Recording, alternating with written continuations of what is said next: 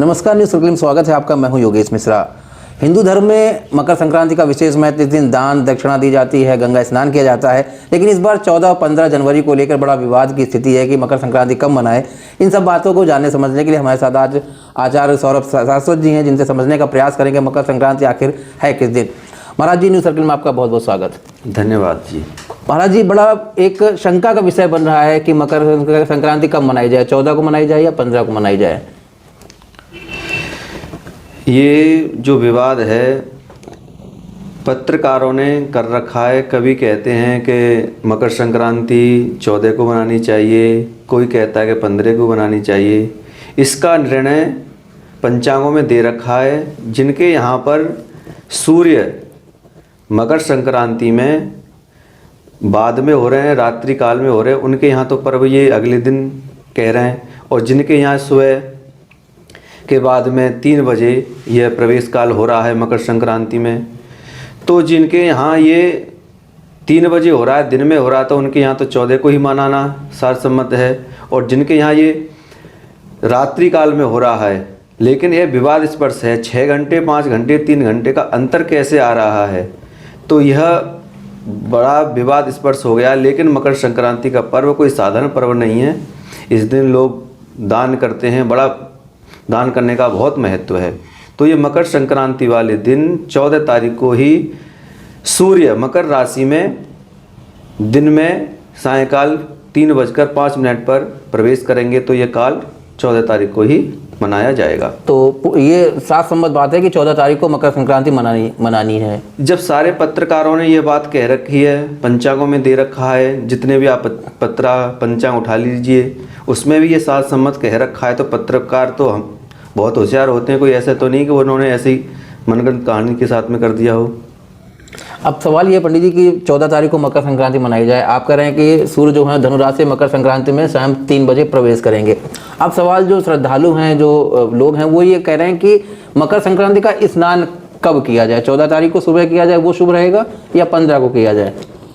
मकर संक्रांति को जैसे जिस दिन सूर्य मकर राशि में या किसी भी राशि में प्रवेश करते हैं तो वही संक्रांति कहलाई जाती है। तो जब ये 14 तारीख को मकर राशि में प्रवेश कर रहे हैं तो वही काल, वही दिन स्नान के लिए, पुण्य के लिए, दान के लिए विशेष माना जाएगा। ठीक। अच्छा महाराज जी, एक शंका और आती है कि मकर संक्रांति के दिन 14 तारीख को खटशिला एकादशी का भी वो चल रहा है, एकादशी भी है। अब सवाल ये आता है कि एकादशी पर्व है जिसमें चावल खाना निषेध माना जाता है और मकर संक्रांति के दिन चावल की खिचड़ी बनती, तो इसमें बीच का रास्ता क्या है, इसमें जो श्रद्धालु हैं वो क्या करें। जो ये एकादशी पड़ रही है उस दिन तो विशेष पर्व हो गया, लेकिन मकर संक्रांति वाले दिन हम चावल दान कर सकते हैं और खिचड़ी खाने का महत्व है। लेकिन एकादशी को खाने का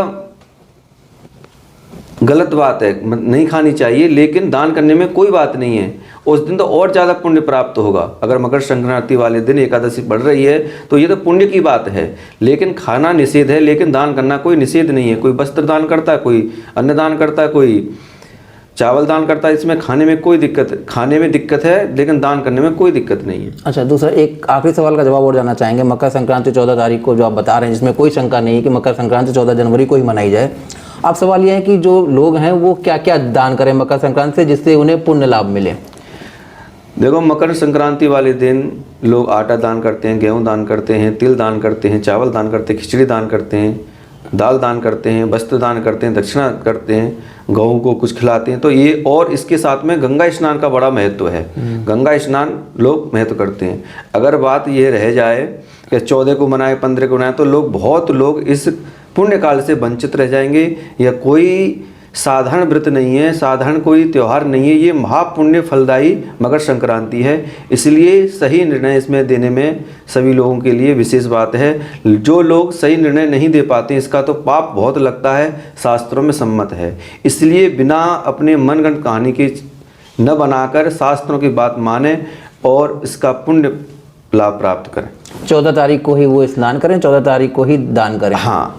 तो महाराज जी, आपका बहुत बहुत आभार, आपने हमें समय दिया। तो निश्चित तौर पर महाराज जी ने यही बताया कि 14 तारीख को ही मकर संक्रांति का मनाएं, मकर संक्रांति का त्यौहार है और उसी दिन दान करें और गंगा स्नान करें। फिलहाल अभी के लिए इतना ही। अगले एपिसोड में फिर किसी मुद्दे पर चर्चा करेंगे। तब तक के लिए मुझे दीजिए इजाज़त। नमस्कार। धन्यवाद सर।